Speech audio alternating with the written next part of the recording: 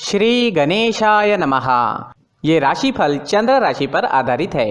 चंद्रमा मन के कारक है।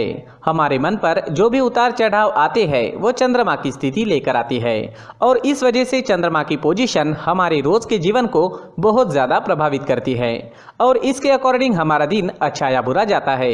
तो आइए जानते हैं इस दिन चंद्रमा आपके लिए किस तरह के परिणाम ला रहे हैं।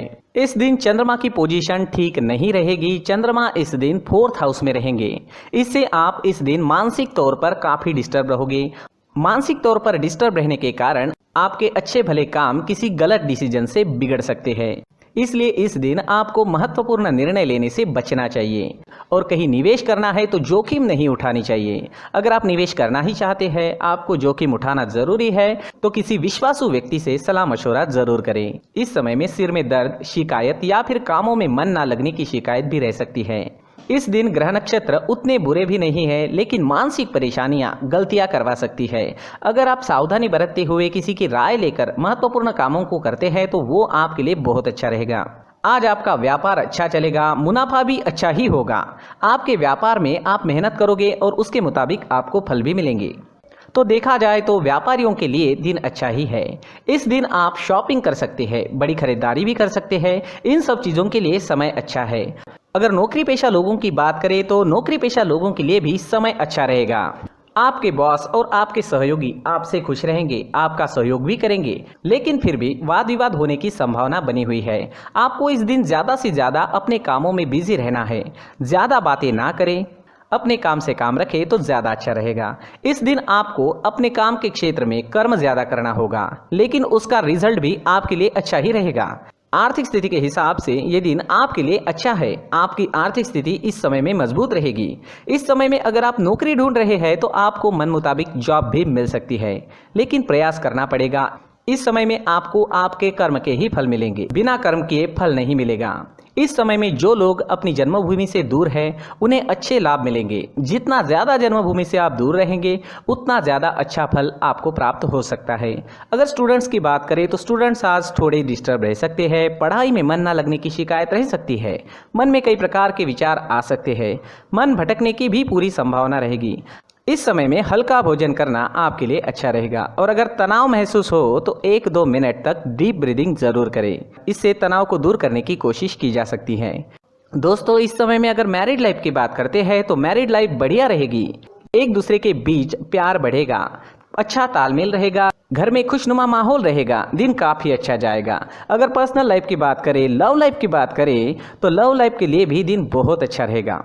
अपने पार्टनर को हमेशा खुश रखने की कोशिश जरूर करें और ध्यान रहे कि आपकी किसी गलत हरकत से पार्टनर को दुख ना पहुंचे। वो रिश्ते असल में रिश्ते होते हैं जहां सच्चा प्यार होता है और जहां सच्चा प्यार होता है वहां खुद से ज़्यादा अपने पार्टनर की चिंता होती है और वो रिश्ते आसानी से टूट भी नहीं सकते और ये चीज़ें अपने आप होती है। आज के दिन आपका स्वास्थ्य अच्छा रहेगा। शारीरिक तौर पर बहुत अच्छा रहेगा, लेकिन मानसिक तौर पर कमज़ोर हो सकता है। इस दिन आप छोटी सी बात पर भी भड़क सकते हैं। आप झगड़ा कर सकते हैं, लेकिन ये चीज़ें तात्कालिक है। इन सब चीज़ों पर ध्यान ना दें, इन्हें ज़्यादा सीरियसली ना लें। थोड़ा ध्यान ज़रूर रखें ताकि आपके हाथ से कोई बड़ा नुकसान ना हो। आज के दिन के लिए सफ़ेद रंग का इस्तेमाल करना आपको बहुत अच्छा रहेगा और 2 नंबर इस दिन आपके लिए लकी साबित हो सकता है। दोस्तों, इस दिन कुछ उपाय करें तो ज़्यादा अच्छा रहेगा। जैसे चंदन या केसर का तिलक अपने माथे पर आप लगाते हैं तो आप शांत रहोगे। झगड़े होने के कोई चांसेस नहीं रहेंगे। दिन काफ़ी अच्छा जाएगा। साथ ही मंदिर में 1 रुपए का सिक्का जरूर डालें और भगवान से आपके लिए और आपके अपनों के लिए प्रार्थना जरूर करें। दोस्तों, प्रार्थना में काफ़ी शक्ति होती है। अपनी प्रार्थना पर हमें विश्वास होना चाहिए। दोस्तों, ये राशिफल चंद्र राशि पर आधारित है, लेकिन कभी कभी हमारी पर्सनल कुंडली में बाकी ग्रहों की पोजीशन कुछ इस तरह की होती है कि आपके राशिफल परिणाम में बदलाव दिख सकता है।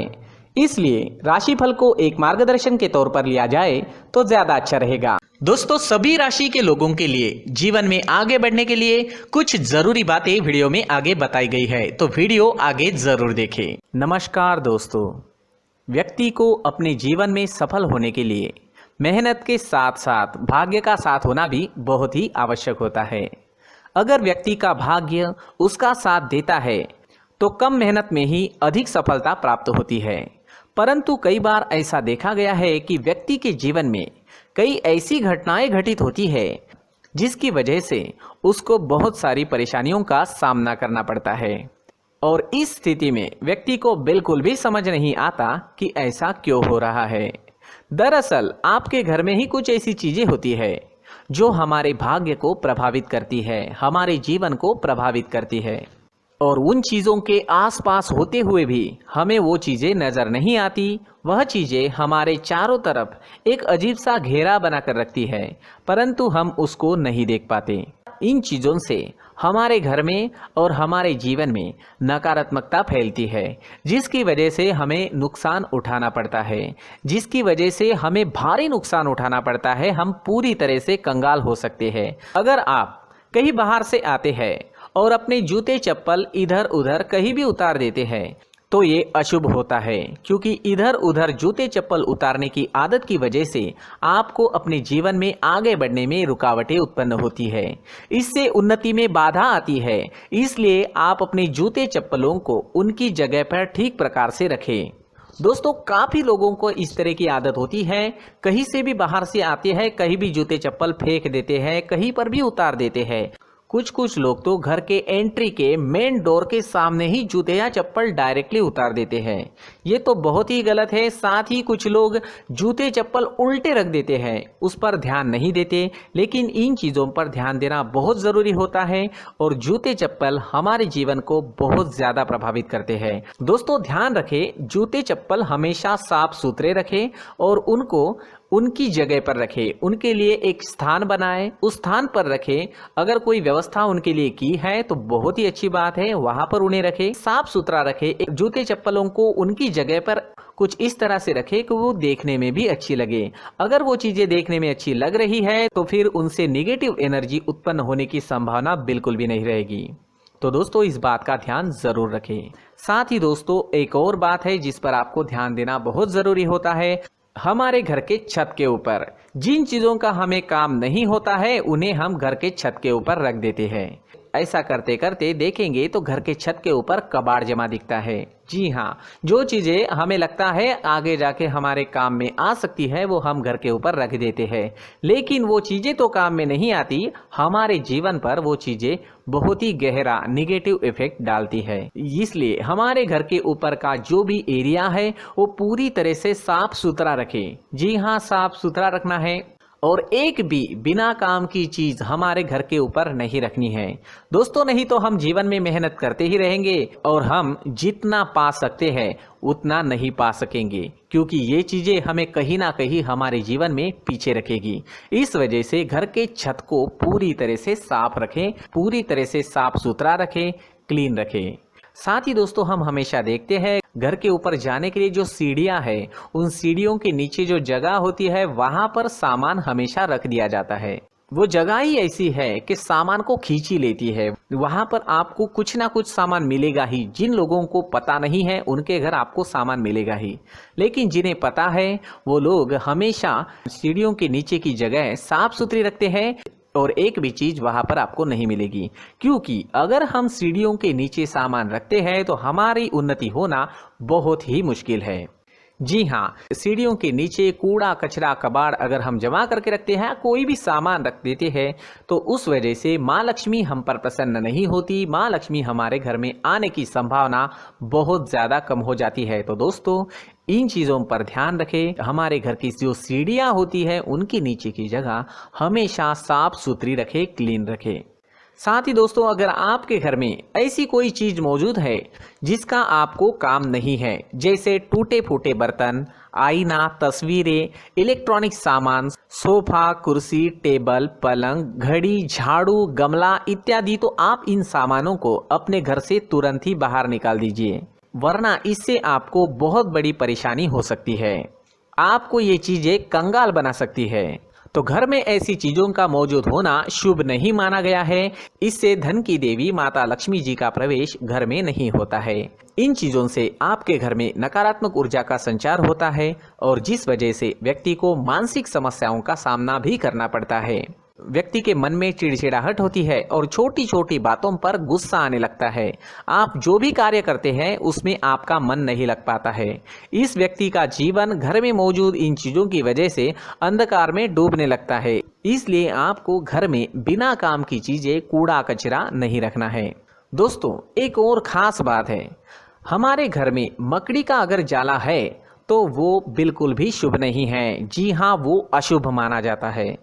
घर में मकड़ी का जाला होना अशुभ है। इससे आपके अच्छे दिन भी बुरे दिनों में बदल सकते हैं, क्योंकि मकड़ी अपना जाल शिकार को फंसाने के लिए बनाती है। और अगर आपके घर में मकड़ी का जाला है तो इससे घर में नकारात्मक ऊर्जा का प्रभाव अधिक बनता है और वास्तुशास्त्र के अनुसार इससे सकारात्मक ऊर्जा का नाश होना शुरू हो जाता है और घर में नकारात्मक ऊर्जा बहुत ज़्यादा बढ़ जाती है। इसलिए आप अपने घर को हमेशा साफ सुथरा रखें।